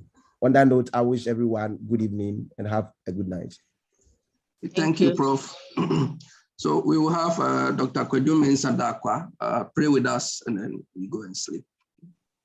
All right. Good evening. Let's say a word of prayer. Heavenly Father, we are grateful for the opportunity to engage and deliberate on this topic. May the knowledge we have acquired tonight help us in our intellectual and academic discussions. In the name of Jesus, have we prayed. Amen. Amen. Amen. So thank you, everybody. See you again another time.